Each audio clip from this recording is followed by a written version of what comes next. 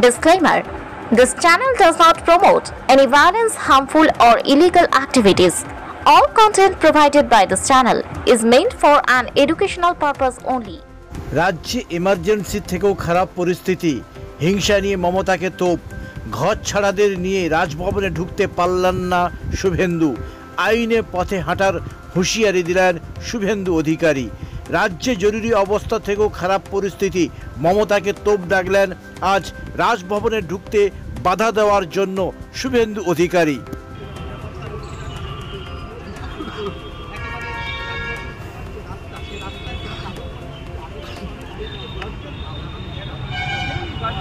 কেকার পেস্ট্রিতে জিবে জল সপারি, ওয়াও আশাতে লাজবাব নিউ বিদ্যুৎ bakery.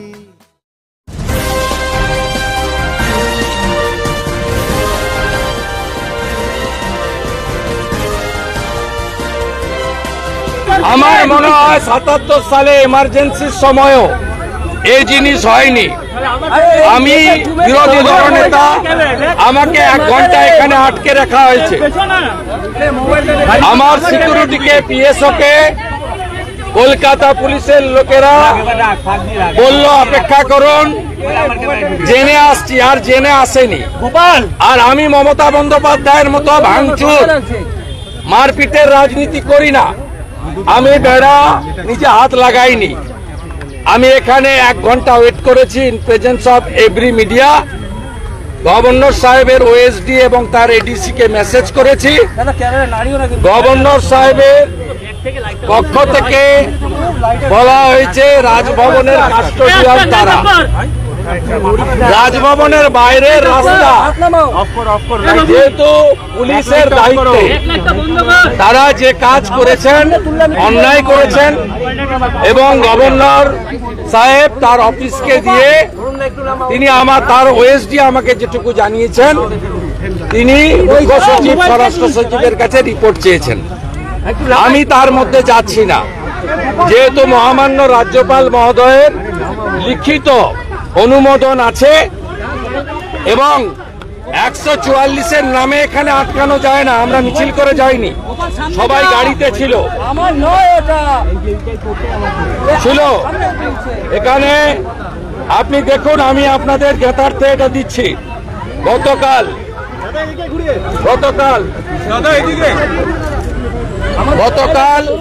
Governor office 200 victim with LOP, they written allowed us, but under the leadership of Miraj Khalid, না কে আছে জানি না, ওর নামটা আমি উচ্চারণ করতে পারি না, ওনার নেতৃত্বে বিনীত গোয়েলের নির্দেশে, মমতা ব্যানার্জির নির্দেশে আমাদের আটকানো হয়েছে এবং এখানে ভিকটিমরা আছে।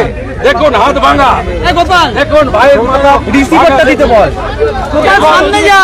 অবস্থা বাংলায় দেখুন। আমরা দেখুন এই পশ্চিম বাংলায় নির্বাচনের পরে কেন্দ্রীয় বাহিনী থাকা সত্ত্বেও তাদেরকে রাজ্য পুলিশ ব্যবহার না করে হাজার হাজার সমর্থকদের উপরে অত্যাচার করা হচ্ছে। আর সাংবিধানিক প্রধানের কাছে তার লিখিত অনুমোদন সত্য জ্ঞাপন দিতে দেওয়া হচ্ছে না, তথ্য দিতে দেওয়া হচ্ছে না। আমি আমার পক্ষ থেকে রাজ্যপালকে লিখিতভাবে মেল করেছি। ভিকটিমদের পক্ষ থেকে মামনি দাস তিনি লিখিত কমপ্লেন করেছেন। আমরা উচ্চ আদালতের হস্তক্ষেপ চাইব এবং কলকাতা পুলিশের বিরুদ্ধে দৃষ্টান্তমূলক ব্যবস্থা যাতে না হয় তার জন্য আমরা করব। এবং মমতা ব্যানার্জিকে বলে রাখি, একটা ডেপুটেশন ভিতরে দিয়ে আমাদের প্রতিবাদের আওয়াজ যতটা না সোচ্চার হতো, আপনার পুলিশ আপনার নির্দেশে স্বাধীনতার পরে যা হয়নি প্রথমবার করলেন। আপনি শুনে রাখুন, আমরাও 2,35,00,000 মানুষের ভোট পেয়েছি। আমাদের সঙ্গেও 39% ভোটারের প্রত্যক্ষ সমর্থন রয়েছে। তাই আপনি পারেন না এইভাবে আপনার পুলিশকে ব্যবহার করতে। এই লড়াই আরো তীব্র হবে এবং ধন্যবাদ মমতা পুলিশকে, তারা আজকে আমাদেরকে এখানে আটকে দিয়ে আমাদেরকে ঢুকতে না দিয়ে গোটা পশ্চিমবঙ্গের জনগণকে, যারা তৃণমূলকেও ভোট দিয়েছেন, তারাও মমতা ব্যানার্জির ফ্যাসিবাদী চরিত্র এবং তার যে প্রতিহিংসা পরায়ণ নিষ্ঠুর ভাবমূর্তি, সেটা জনগণ আজকে দেখতে পেল। আমরা পরবর্তী পদক্ষেপ যা করার করব।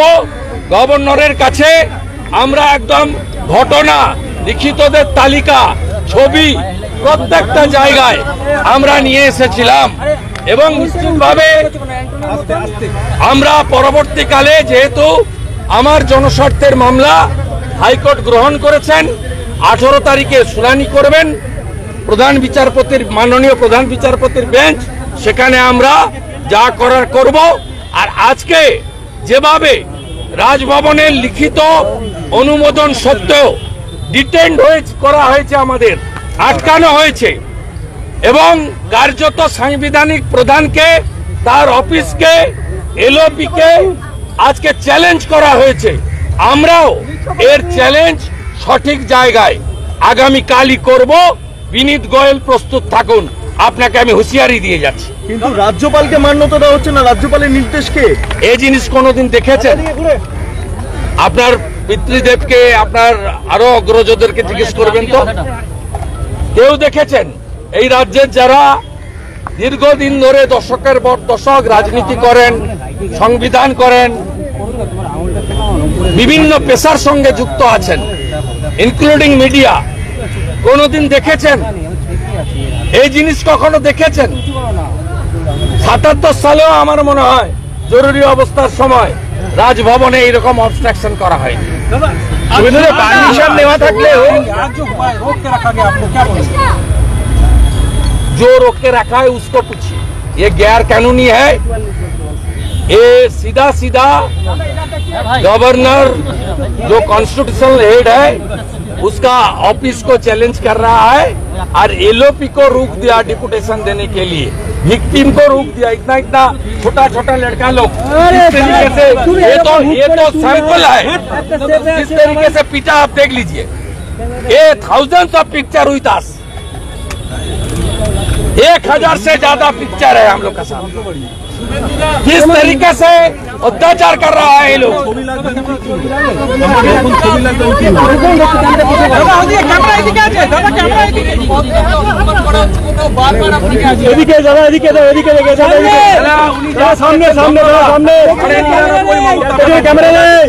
আমি ওখানে গিয়ে ডেপুটেশন দিলে আপনারা বাংলার মানুষকে মমতা ব্যানার্জির আসল চরিত্রটা দেখাতে পারতেন না। মমতা ব্যানার্জির নিষ্ঠুর চরিত্র, গণতান্ত্রিক চরিত্র, ফাঁসিবাদী মানসিকতা আবার পশ্চিমবাংলার জনগণ দেখেছে কিভাবে মেরেছে। দেখুন, এই ছোট ছোট বাচ্চাগুলোকে ঘরছাড়া করেছে। কি বাংলার মেয়ে নয়? এ কি বাংলার শিশু নয়? এইভাবে মাথাটা দেখুন, এর হাত দেখুন, এরকম 1200 ভিকটিম আছে আমাদের হাতে যাদেরকে ফিজিক্যাল অ্যাসল্ট করেছে। 10,000 লোক আছে যাদের ঘর ছাড়া করেছেন, দোকান বন্ধ করেছেন 7,000, রেশন বন্ধ করেছেন 25,000। সব তথ্য নিয়ে এসেছিলাম। এই লড়াই চলবে, হুঁশিয়ার থাকুন মমতা ব্যানার্জি, আপনি পারবেন না আটকাতে গণতন্ত্রে। দাদা, পারমিশন থাকলেও কি পুলিশ এইভাবে আটকাতে পারে? পুলিশের পারমিশন রয়েছে, তাও কি পুলিশ এভাবে আটকাতে পারে? তার আগেও তো আপনি অনেকবার এসেছেন, তখন তো আটকানো হয়নি। উত্তর আপনি রিপোর্ট দেবেন। আপনি অন্তত গত 3 বছরে 100 বার আমাকে কভার করেছেন, আপনি উত্তর দেবেন। আর 144 এর গল্প কি আছে? কোন মিছিল ছিল না, এটা গভর্নর নিজে ডেকেছেন, এটা গভর্নরকে চ্যালেঞ্জ।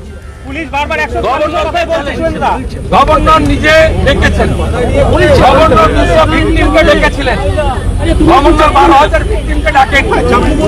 গভর্নর সাহেব তার ওখানে যে হল আছে অ্যাকোমোডেশন অনুযায়ী এলওপি উইথ 200 ভিকটিম রিটেন, দেখুন দেখুন লিখিত আছে, লিখিত আছে, দেখুন দাদা এইখানে দেখুন, এখানে দেখুন লিখিত আছে।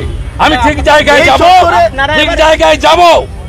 এই পুলিশকে আমাকে স্যালুট দিয়ে ঢোকাতে হবে। এই চত্বরে তৃণমূল কংগ্রেস সভা করলে ঘরে ফেরাবেন কি করে, কি রাস্তা? কোর্টের হস্তক্ষেপ। এই জন্য জনস্বার্থের মামলা করেছি। এই জন্য 2021 সালে যেভাবে ফিরিয়েছিলাম, এরা মোটা ভাত মোটা কাপড় নিয়ে থাকবে কষ্টে, এদের সম্মানের সঙ্গে বাড়ি ফেরাবো। তারপর যদি আক্রমণ করে যেভাবে বিগত দিনে আক্রমণ উঠেছে, ভবিষ্যতে তখন অনুমতি দেওয়া হয় 144-এ। তখন কলকাতা পুলিশের ক্যান্টিন আছে, কলকাতা পুলিশের ক্যান্টিন এখানে দাঁড় করানো হয় তৃণমূলের লোকদের খাওয়ানোর জন্য। শুভেন্দু আগামীকাল খেজুরি যাচ্ছে, তৃণমূল কংগ্রেসের প্রতিনিধি দল আমি যাচ্ছে, সবাই সব জায়গায় যেতে পারি, কোথাও তো 144 নেই, বাধাও নেই, কেউ কাটো যাবে না। রাজনৈতিক কর্মকাণ্ড ওরা আটকায়, ওদেরকে জিজ্ঞেস করুন, আমার কোনো আপত্তি নেই, সবাই সব জায়গায় যাবে, কেন যাবে না?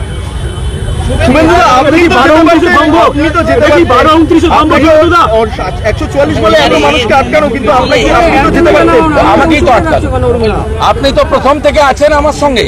আমি এখানে 4:30 আমাকে তখন এসে একজন আমার পিএসওকে বললেন, আমি জিজ্ঞেস করে আসছি, উনি জিজ্ঞেস করে আর ফিরে আসেননি।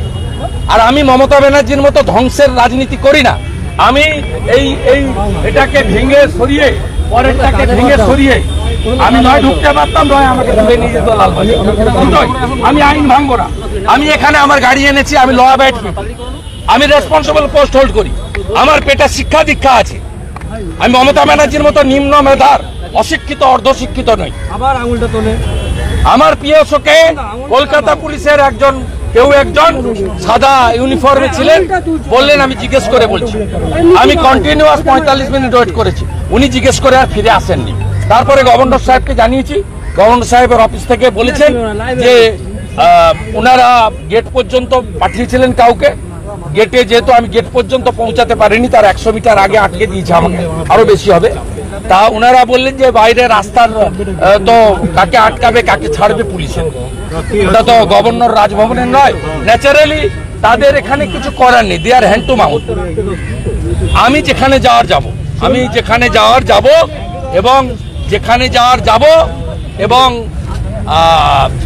আমি বাধ্য করাবো ভিকটিমদের আর্তনাদ প্রশাসনিক প্রধানের কাছে পৌঁছে দিই, আমি বাধ্য করাবো। শুভেন্দুদা, সিএনজি নিয়ে দেখা যাচ্ছে বিশাল বড়, আমি আজকে অন্য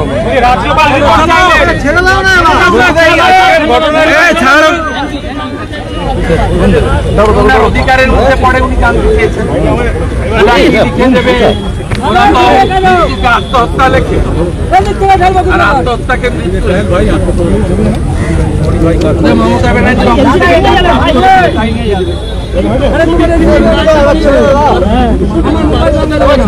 রাখা যাচ্ছে না,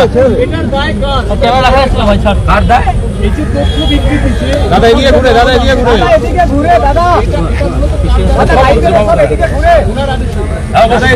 এদিকে ঘুরে,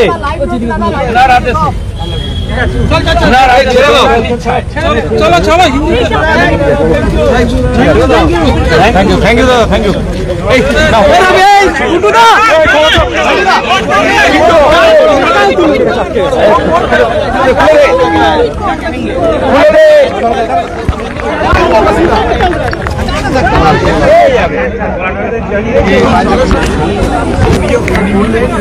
যারা আছে তারা